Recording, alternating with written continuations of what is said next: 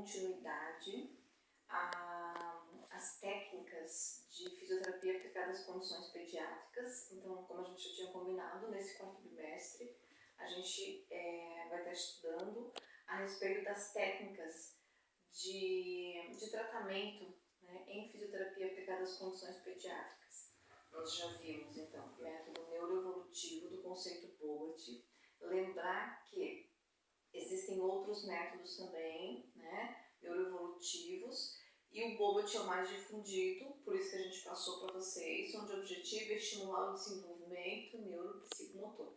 Então, estimular esse processo de desenvolvimento das crianças até elas se colocarem em pé e serem funcionais no meio, né? Estudamos, então, a terapia de integração sensório-motora já, né, no segundo bimestre, e agora nós estamos estudando mais uma técnica, né, onde a base forte é a neurociência, tá?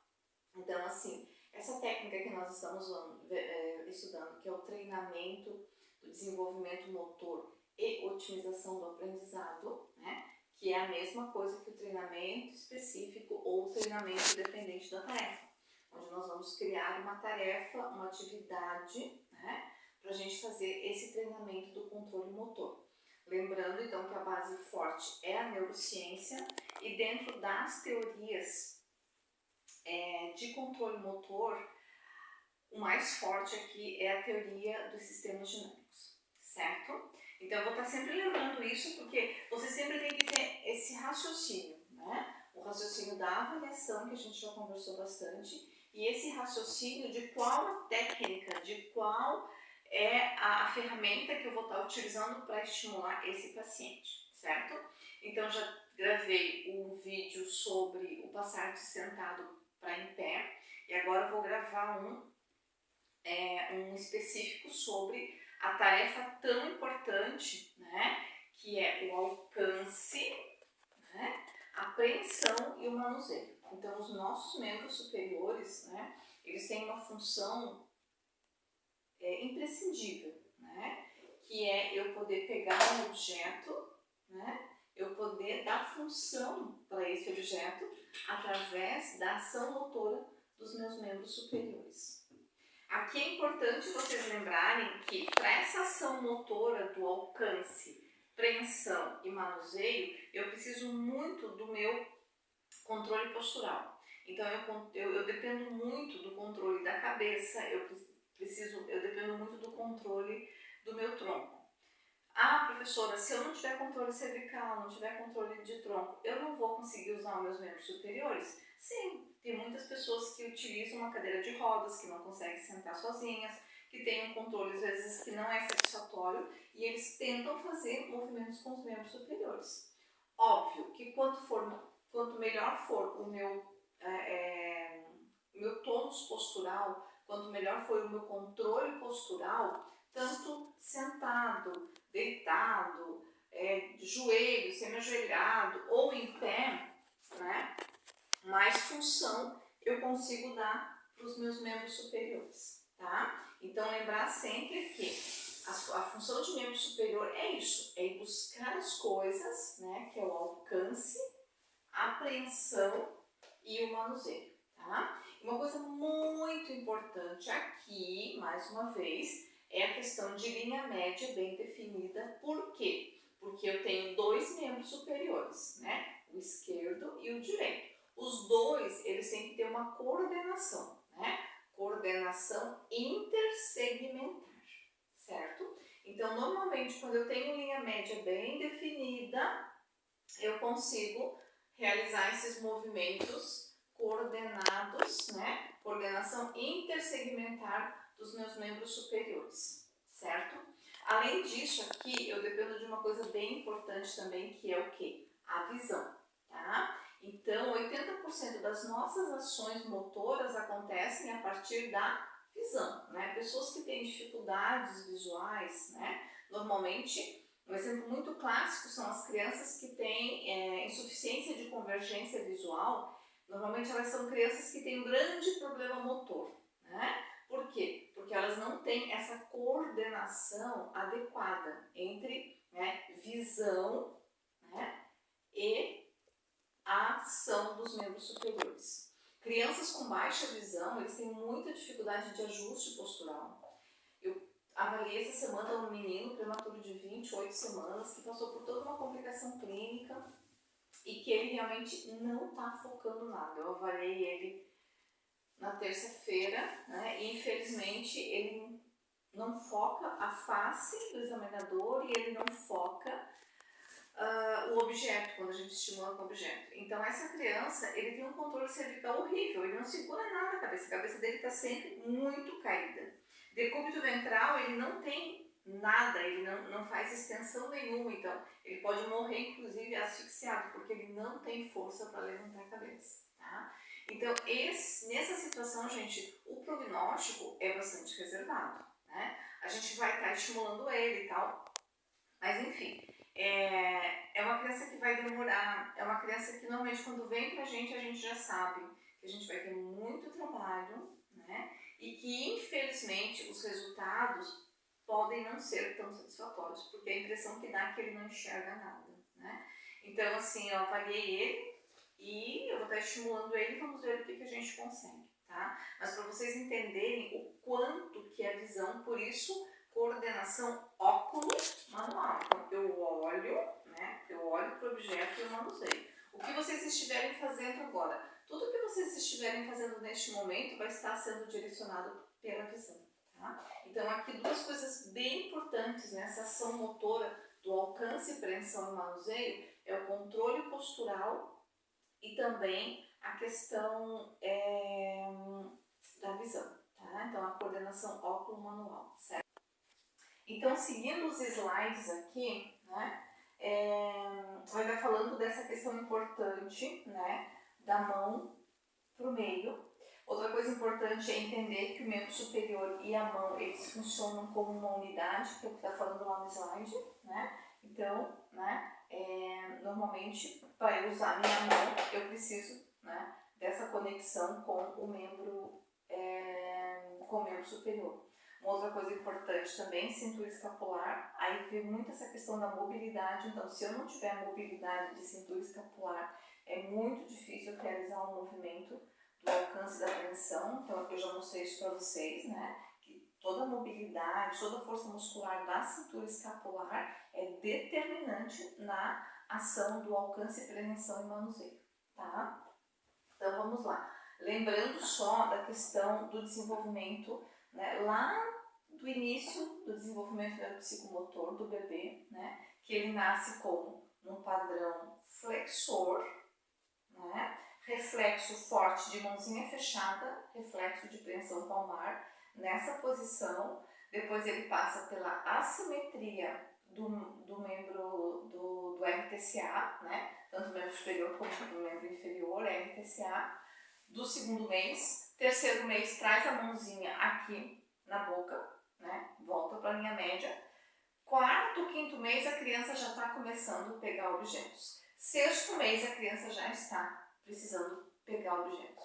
Então isso é uma coisa que tem que estar muito clara para vocês. Por quê? Porque o nosso tratamento ele vai direcionar muito isso. Se eu pego uma criança, por exemplo, né, já está com mais de 6 meses e ela não está ainda com a mão na linha média, então assim, essa criança está com um atraso importante, né, porque ela vai ter que vir aqui, depois ela vai ter que buscar os objetos e depois ela vai ter que manipular. Então, se eu pegar uma criança com mais de 6 meses que ainda não pega objetos, né, ela está com atraso, tá? Então, lembrar, é muito fácil gravar aqui, ó, flexão, primeiro mês, recém-nascido primeiro mês, assimetria do segundo mês, terceiro mês, mão na linha média, terceiro mês, mão na linha média, quarto mês, quinto mês, alcance já e tentando pegar os objetos. E com 6 meses a criança já tem que estar manipulando os objetos, principalmente pegando os objetos e levando a boca, tá? Isso é bem importante. Uma coisa importante também de lembrar que a preensão, né, gente, ela tem um componente de transporte e de manipulação. Então, a preensão eu pego e eu transporto, certo? Ó, eu pego e eu transporto, certo? E aí vamos para as fases. A gente viu no outro vídeo, então, com relação à posição de passar de sentado para em pé, que eu tenho uma pré-extensão e uma extensão, certo? O que eu tenho aqui as fases, né, biomecânicas do membro superior, né? Eu vou fazer o alcance, eu vou levar o meu membro superior aonde eu quero, né? Então toda essa parte biomecânica aqui do transporte que vai buscar, né? Deixa eu botar um objeto aqui, né? Então, ó, o transporte, a apreensão e a manipulação. Essas são as fases, né, da função do membro superior, de alcance, apreensão e manipulação. Lembrar sempre, então, aonde que está, estou avaliando o paciente, aonde que está o distúrbio motor dele, por exemplo. Às vezes ele está aqui, ó. Então, a primeira fase biomecânica do alcance não está sendo realizada, né? Então, ou às vezes ele vai e não consegue pegar. Então, ótimo, ele já está um pouco mais evoluído, porque ele consegue chegar, mas ele não consegue fazer a apreensão. Às vezes ele até faz a apreensão, mas não tem coordenação para manipular, tá?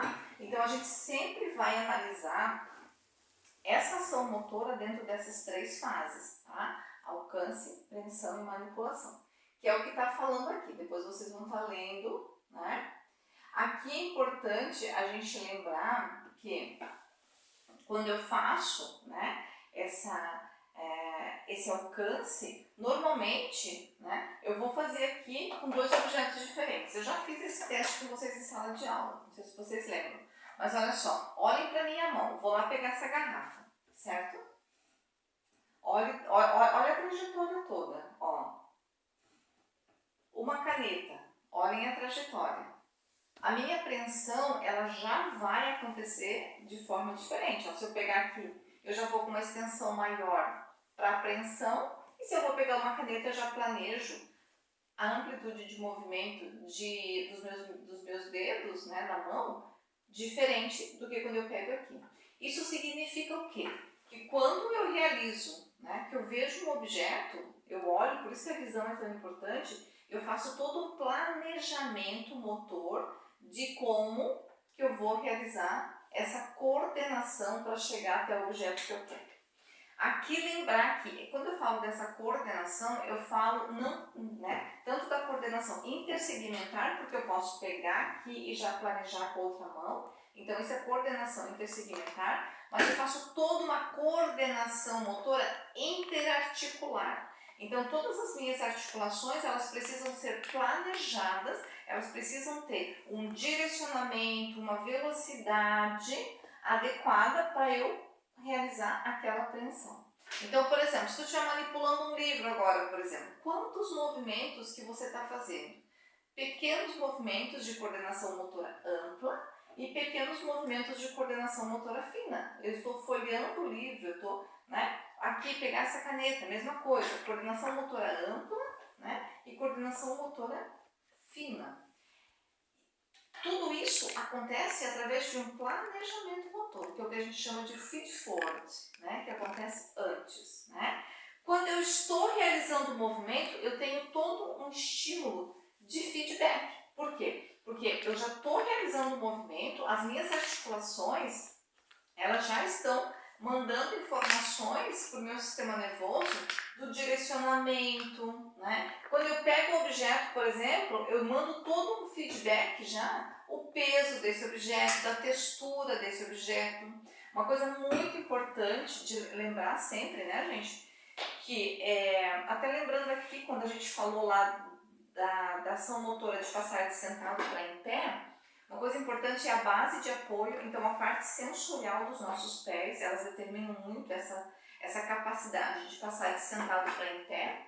E nesse caso aqui, do alcance da apreensão, muito importante também toda a parte sensorial da mão, tá? Por quê? Porque quando eu toco aqui, ó, eu sei a temperatura, eu sei o peso, eu sei a textura, se é liso, se é áspero. Então, muitas vezes, a gente precisa fazer, muitas vezes não, normalmente, né? Todo esse treinamento que a gente faz também, considerando visão, considerando ajuste postural do tronco, eu também preciso fazer um trabalho muito da questão sensorial, tá? Porque isso ajuda muito na hora do planejamento motor, tá? tá? Então lembrar que todas as nossas crianças que têm alguma alteração neurobiológica do sistema nervoso, esse processo sensorial, ele é diferente. Por isso que para mim é muito tranquilo pegar isso aqui. De repente, para uma criança com paralisia cerebral, né, que tem afetado seus membros superiores, isso aqui para ela é muito estranho, ela não consegue mandar essas informações. Então eu preciso fazer todo esse trabalho também, né, sensorial, tá? Voltando aqui um pouquinho nas fases, então lembrar o seguinte, né? Que eu preciso, então, para essa extensão do meu membro superior, que é o alcance, eu preciso da flexão do ombro, né?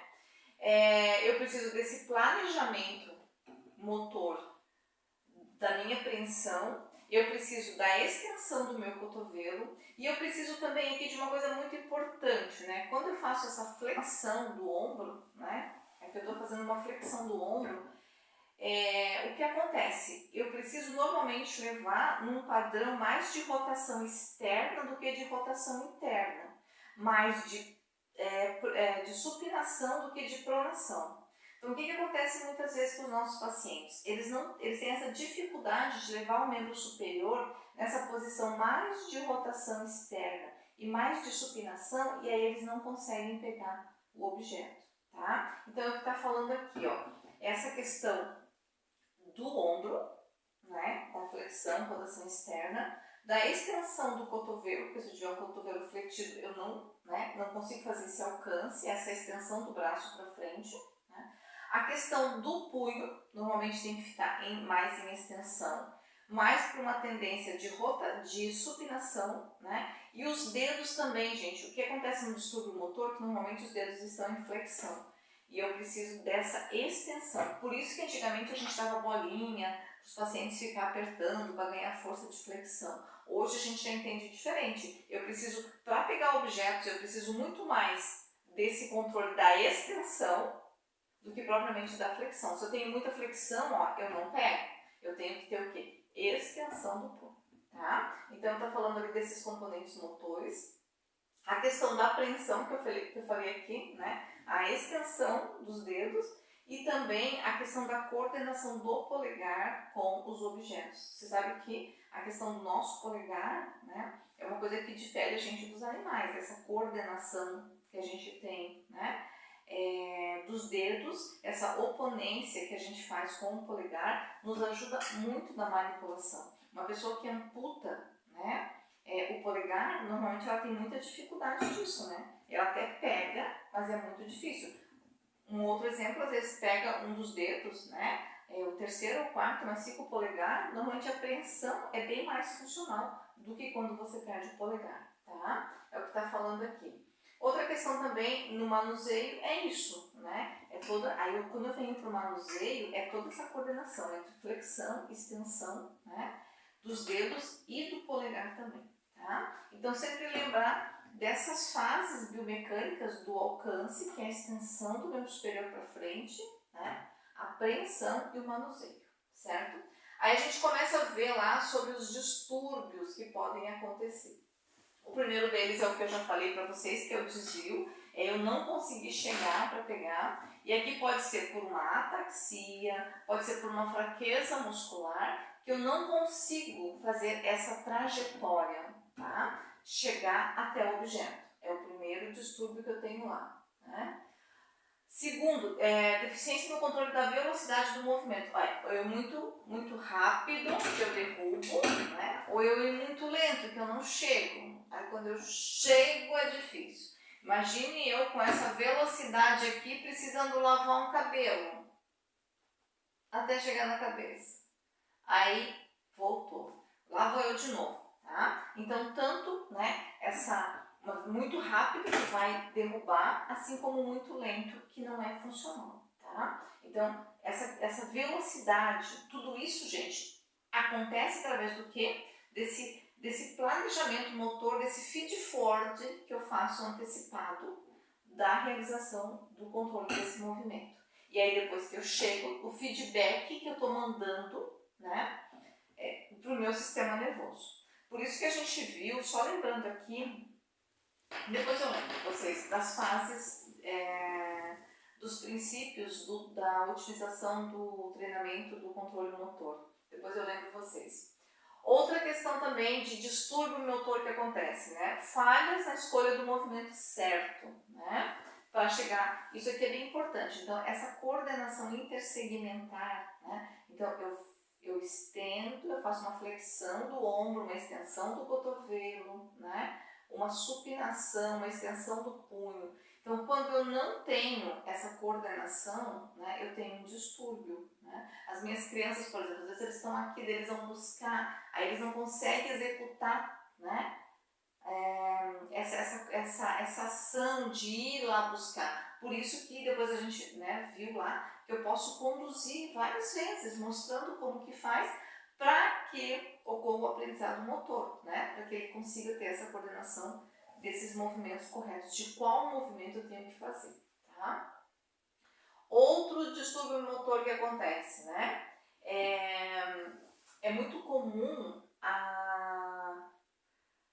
os distúrbios da manipulação mesmo, né? Então, é muito comum, gente, é bem complicado quando a gente tem lesão neurológica, essa questão da coordenação motora fina, né? Que é o que está falando ali, a mão às vezes não abre, né? Então, é muito comum chegar aqui para tentar pegar e não vai. Por quê? Porque são movimentos finos. E nas lesões neurológicas, se vocês pegarem lá no núcleo de Penfield, no núcleo motor, vocês lembram? Né? Que vocês já estudaram em neuro, olha o tamanho da representação que tem a mão, enorme, né? Por quê? Porque toda essa coordenação, né, da mão com relação ao objeto. Então, quando eu tenho lesão neurológica, é muito comum eu ter esse distúrbio de movimento, de não conseguir realizar, né, essa apreensão e essa manipulação, tá? Ali está falando também da questão que eu já falei, que é a postura normal. Então, quanto pior for o meu controle de tronco e da cabeça, pior vai ser a minha ação motora do alcance e da apreensão, tá? E aí depois começa com relação ao treinamento, né? Então, assim, lembrar que, isso que eu ia falar, que eu tinha falado que é importante a gente lembrar sempre, que quando a gente fala do treinamento específico, né, do treinamento independente da tarefa, lembrar que eu sempre vou usar muito o quê? Orientação verbal, a identificação do objetivo, então o que eu quero, né, com o paciente. No meu caso, que são os bebês, eu sempre foco muito para a mãe. Mãe, o que nós queremos? Qual que é a função? Nós queremos que ele venha buscar. Então, como é que a gente vai estimular isso? Quais são os exercícios que eu faço antes? Às vezes eu fico lá trabalhando mobilidade mesmo, com alguma técnica do Bobat, né? E depois eu entro com o treinamento específico da função do alcance e da apreensão. Então, orientação verbal, identificação do objetivo, os feedbacks, gente, aqui é muito importante, né, no alcance, na apreensão, no manuseio, o feedback auditivo, né, falando, direcionando, e o feedback visual, tá? Então é muito importante. Aqui o brinquedo, por exemplo, se eu quero, como eu falei para vocês nos bebês, eu uso muito as argolas para eles tentarem pegar. Por quê? Porque eles ainda têm resquícios do reflexo de preensão palmar, mas eles já estão ensaiando, né, a questão da extensão e da flexão. Então, para eles é muito mais fácil eles agarrarem uma argola do que um brinquedo maior. Eles não conseguem ter esse planejamento de uma extensão, de uma coordenação maior, fina, para pegar o objeto, tá? Por isso que muitas vezes eu acabo utilizando, então, né, muitas argolas. E uma outra questão também é a condução manual, que é um princípio do treinamento específico, eu ajudar quando a criança não vai, né, o direcionamento passivo, ativo assistido e, quando possível, ativo, né? E a prática, que é a estimulação. Lembram? Que esses são os princípios básicos do treinamento na técnica do treinamento dependente da tarefa, né? Do treinamento do desenvolvimento motor e a otimização do aprendizado. Então, é basicamente isso. Orientação verbal, identificação do objeto, né, do objetivo, os feedbacks, né, o auditivo e o visual, a condução manual, né, e a prática, né, que a prática é a repetição dos movimentos que eu estou pedindo, certo? Então, vamos lá. O que nós vamos estar treinando, né? A princípio, muito essa questão, então, pensando na primeira fase lá, que é o alcance, né, que é essa trajetória do membro superior para frente, né? Então eu vou estar trabalhando muito mobilidade de escápula, né? E eu vou estar buscando primeiro a coordenação mais ampla desses movimentos. Então buscar no alto, buscar nas diagonais, tá? Então sempre esses movimentos amplos no primeiro momento e essa mobilidade de escápula, tá? Fazer esse treinamento precoce, isso é bem importante, tá, gente? Por isso que eu falei para vocês, uma criança de 6 meses, ela já está manipulando objetos. Então, eu tenho que começar com esse treinamento da função dos membros superiores muito precoce, né? Então, por exemplo, a criança chega para mim e ela ainda está aqui no padrão flexor, ela não leva a mão na boca, né? Então, eu já vou começar a trabalhar essa mobilidade, vou tentar evoluir, né, já pelo menos para a mão na boca, que é uma função já que a criança vai estar tendo, né? E aí depois os jeitos desajeitados do 4º e do 5º mês de alcance e preensão, tá? Então o que está falando aqui, ó, tem que ser, né, precoce. Eu não posso ficar esperando, porque segurar a cabeça é mais importante. Não, tá? Segurar a cabeça é importante, controle do tronco é importante, função de membro superior é importante, colocar o pé no chão, né? Já fazendo a estimulação sensorial do pé para ficar. Tudo isso são coisas que devem acontecer muito precoce, tá? A questão também dos ajustes posturais, eu preciso disso também, por isso que eu falei, vou trabalhando tudo ao mesmo tempo, controle da cabeça, controle do tronco, alcance e preensão, e também pé no chão, né? Para que a criança já tenha a sensibilidade de que pé é para ela ficar em pé e para ela andar, tá? Então isso é o princípio do treinamento. Outra questão importante do treinamento que está falando aqui, ó, tá? Os primeiros movimentos amplos, acho que isso é importante vocês gravarem bem, né? Está falando lá, ganho de movimentos de amplitude maiores, né? Para eu trabalhar a primeira fase, né? Que é o alcance, que é eu estender o membro superior para frente, tá? Trabalhar muito nas diagonais, por conta do, né? Ó, lá em cima, lá embaixo, pegar as coisas, né? Até porque isso vai estar trabalhando ajuste de tronco também, mas primeiro coordenação motora mais ampla e depois a coordenação motora mais fina, né? E trabalhar toda essa questão que está falando aqui também, né, do fortalecimento do tronco, né? Porque eu preciso desse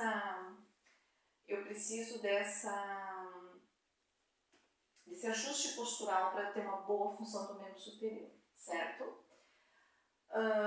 Outra coisa que é importante também é a gente buscar logo, né, essa ação ativa mesmo da criança, tá? Então a gente pode utilizar, né, a técnica do treinamento específico, ela autoriza, ela também estabelece, né, você conduzir o movimento, mas o quanto antes eu conseguir fazer ativamente, é o que está colocando aqui, melhor, tá? Outra coisa importante é que a falta de equilíbrio da cabeça não constitui contraindicação, lógico, né? Então, às vezes eu posso ter a cabeça meio lateralizada, mas eu já posso estar ensaiando, né? No meu colo lá, quantas vezes eu seguro a cabeça da criança em extensão e fico buscando a função do membro superior. Vocês viram naquele filme com o Gael, né? Ele não tinha um bom controle cervical, eu sempre ajudava ele a segurar a cabeça, o tronco, né? Eu dava sempre o apoio, mas buscava sempre já essa ação motora. E vocês viram também naquele filme do Gael, que eu trabalhei com ele o decúbito lateral, quando ele estava começando a rolar, e tentava buscar os objetos no decúbito lateral, no decúbito ventral, sentadinho no meu colo, mesmo eu segurando com apoio, né? E tentava buscar precocemente a ação de alcance, preensão e manuseio, tá? É preciso, então, que a criança, né, se ela não consegue ficar sentada, né, que é o que está falando aqui, a gente coloque ela com apoio também, né? Uma coisa bem importante aqui que eu vou falar para vocês, que é com relação aos objetos que a gente está utilizando. Então, muitas vezes, gente, a gente procura, assim, ó, objetos com texturas diferentes, o tipo de pressão. Então, se eu tenho uma criança, por exemplo, que ela ela é uma criança com paralisia cerebral e ela tem os membros muito em flexão, né? Então, o que eu vou estar oferecendo para ela? Objetos maiores, né? Para ela poder planejar esse movimento com mais extensão, tá? Por exemplo, como eu falei para vocês, às vezes é uma criança pequena ainda, né? que eu percebo que ela ainda tem o resquício do reflexo de preensão. Porém, ela tenta fazer o movimento. Aí sim eu posso escolher um objeto pequeno, como eu falei que seriam as argolas, para ela fazer ativamente. Porque pelo menos ela vai estar tendo aquela ação motora ativamente, mesmo que seja em flexão. Mas ela já é a forma como ela consegue. Daqui a pouco eu vou estar usando outros objetos, não adianta eu dar para essa criança uma coisa maior porque ela não vai pegar. Tá? Agora, aquela, por exemplo, que tem um controle melhor, eu consigo dar um brinquedo maior, aí eu vou usar um brinquedo maior para ela fazer essa extensão. E sempre, gente, eu vou direcionar o objeto para o movimento que eu quero. Então, aquela criança que fica aqui, ó, em flexão, né? Rotação interna. Eu não vou dar o brinquedo para ela aqui. Não, vou dar lá para estimular ela a fazer uma rotação externa, né? Para ela, vou dar num plano de movimento que favoreça o movimento que eu quero que ela faça, tá? E aqui está falando, então, os objetos, eles são muito importantes. Inclusive aqui, ó, sempre oferecer o objeto, mas em rotação externa e supinação, para que a criança consiga fazer esse movimento. E aqui também a gente pode entrar com toda a parte sensorial, tá, gente? A massagem que a gente faz na mão, os tapes de pressão que eu mostrei para vocês, né? Os tapes de pressão com inibição, lembra? Pressão, né? Tape de pressão, no caso se for flexor, nos extensores, para que eu consiga fazer essa extensão, né? Eu gosto de brincar também quando lá no NAIP a gente, agora com a pandemia a gente não fez mais, mas a gente tinha grupos de estimulação em que a terapeuta ocupacional, o psicólogo, eles usavam alimentos, por exemplo, assim, laranja, manga, né? E eu sempre orientava, né, olha, essa criança eu estou buscando essa ação motora. Então eles criavam, né, tipo um piquenique lá, eles tinham uma toalha já para limpar, tal, já vinha com roupinha. E aí eles davam, por exemplo, assim, laranja para eles levarem na boca, maracujá para fazer texturas diferentes. E aí a gente mostrava, e aí eu orientava muitas mães em casa para fazer esse tipo de atividade.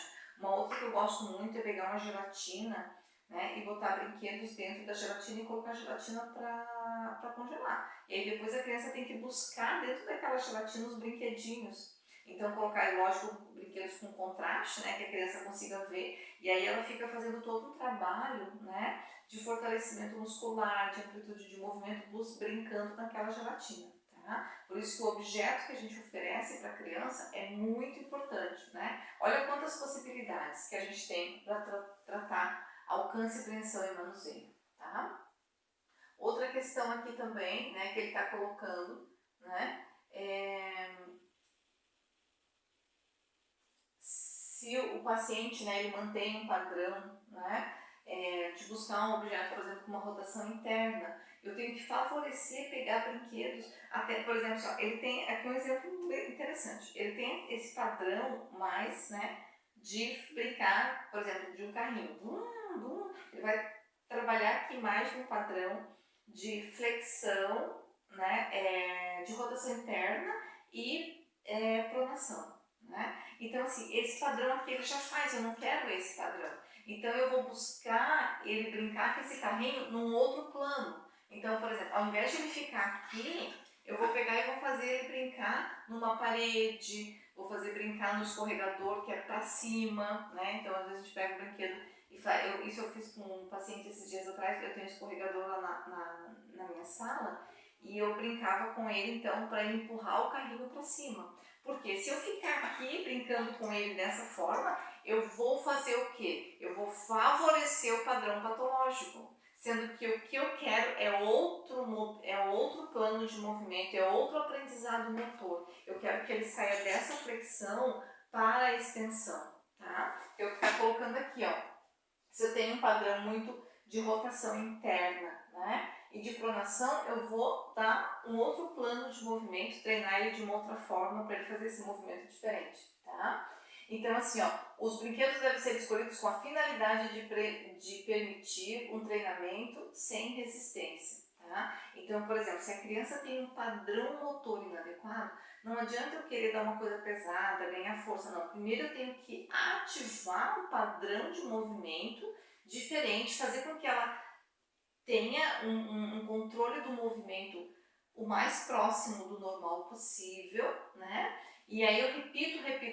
Quando ela já internalizou melhor aquele padrão, aí eu posso dar outras possibilidades também, né? No sentido de que ela ganhe força muscular, que ela ganhe uma amplitude melhor. Mas assim, ó, quando eu começo com treinamento, eu sempre começo dentro de padrões mais simples, né? Para eu fazer a ativação. Lembra que eu falei para vocês no início que o membro superior, ele age como uma unidade. A ação motora do membro superior é uma unidade motora com a mão, né? E aí eu lembrei da escápula, do membro superior e da mão. Então eu primeiro trabalho movimentos, controles de movimentos mais simples, e eu vou dando uma complexidade maior para aquela ação motora em cima da evolução que o meu paciente vai tendo. Mas nunca favorecer padrão patológico, tá? Um outro menino que eu atendo lá também, que tem um padrão bem clássico aqui, né, do membro superior, inflexão, rotação, e no caso dele é que ele faz até uma abdução, ele traz muito a mão. Então, o tempo todo eu trago para um padrão, né, eu tiro desse padrão patológico aqui, né, desse padrão inadequado, e trago sempre para um padrão mais funcional. Tá? E eu falo com a mãe, ele não pode ficar com a mão aqui. Toda vez que ele está aqui, eu trago para cá. Assim como uma cabeça lateralizada. O tempo todo tem que estar corrigindo ela, né? Até para a questão visual, para tirar essa criança desse padrão patológico, certo? Vamos ver lá, ainda com relação ao treinamento, tá? Então, essa questão do manuseio, né, os objetos devem ser manipulados de várias maneiras, isso que eu já falei ali para vocês, né? Então eu sempre vou contra o padrão patológico, eu sempre dou outras possibilidades, isso não é difícil, gente. Quando a gente vê um padrão patológico, a gente vai tirar, né? Vou relaxar os ombros, vou buscar amplitude de movimento, vou fazer sentar com uma reação de proteção anterior ou lateral, ou dar um brinquedinho lá longe, né? Para tirar desse padrão patológico, certo? Então, basicamente, essas são as possibilidades de treinamento. Na verdade, tem muita coisa. Uma coisa importante que a gente pode fazer também é através das transferências, né? Então, por exemplo, assim, ó, quando eu quero ganhar um fortalecimento de escápula, de membro superior, eu uso muito a postura do gato ou a postura de pup, né? Com apoio dos cotovelos. Na posição ajoelhada, eu busco muito. Nossa, posição ajoelhada, eu trabalho muito, né? A questão da função dos membros superiores. Por quê? Porque eu vou estar trabalhando o tronco também. Eu expliquei para vocês anteriormente que controle de cabeça e controle de tronco favorece muito o controle dos membros superiores, né? Uso muito o chão, né? Passar de sentado, com apoio, passar para cima ajoelhado, segurando numa bola, né? Estou trabalhando todas essas aquisições motoras e focando também muito no membro superior, tá? Então é importante que vocês lembrem sempre com relação à técnica, né? Que a gente tem que entender o padrão típico, né? E a gente tentar trazer esse padrão típico, esse padrão de controle motor sinérgico para as nossas crianças que têm um controle patológico, né? Mas eu vou sempre estabelecer para ela aquilo que é inerente a todo mundo, né? Então, a extensão do membro superior para frente, né? Que é o alcance, a apreensão e o manuseio, certo? Então, esse é o treinamento da ação de alcance e manipulação, de alcance, preensão e manipulação, certo?